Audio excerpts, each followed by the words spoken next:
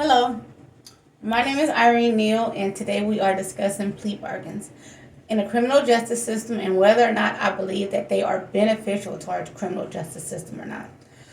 I do not believe that they are beneficial to our criminal justice system. I'll start there. The plea bargain process is basically the negotiation between the defense, the prosecution, and of course the defense lawyer. What they're doing in the plea bargain process is basically coming to agreement of what to sentence the defendant without going to trial.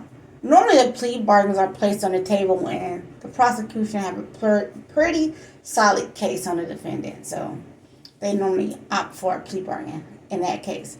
So the people choose a plea bargain hoping for a lesser sentence than what they would get if they went to trial.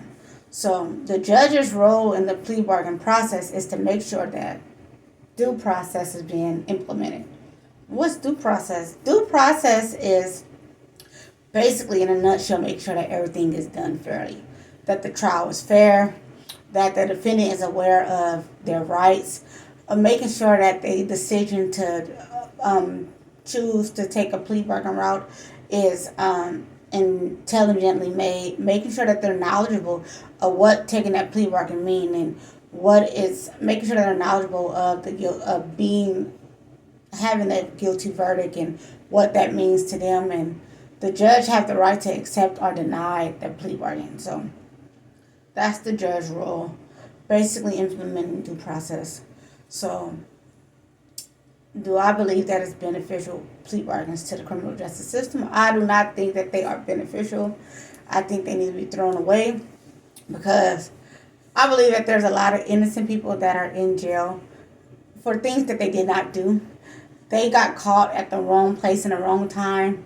And out of frustration and fear, they say, hey, I'll take the 40 years instead of the life. So if you didn't do the time, if you didn't do the crime, don't take the time for no crime you did not commit.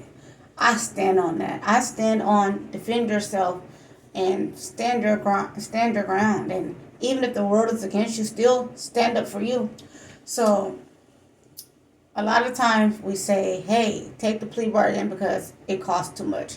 Hey, it costs to go to trial. It costs to have the judge. Everything costs. So we don't want our criminal justice system to be looked at as it's more about the cost and the money and the dollar than the justice for the victims and the victim families. So when we start to push, take the plea bargain because it costs too much, it makes our criminal justice looks worse than what it really is. So we need to, if the cost is the issue, we need to start at the root and uncover what do we do to fix that. Because the cost problem is not the defendant's problem.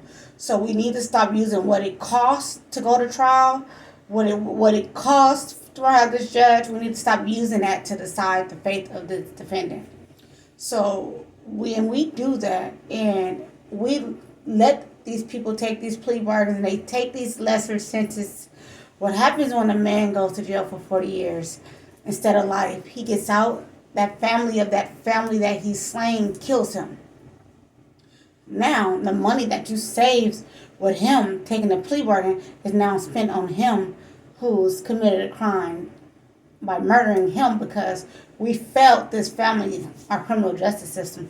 So the cycles just keep going and keep going. So the money you saved here, you'll spend here. The money you saved here, you'll spend here. So, and the cycle continues. So I'm pro, take yourself to trial.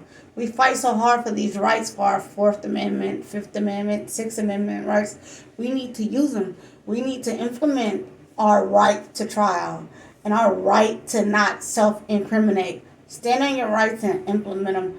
And we need to implement innocent to proven guilty, not guilty because I don't want to take the time to be proven innocent. Again, I'm Irene Neal, and we're talking about plea bargains. Thanks for having me.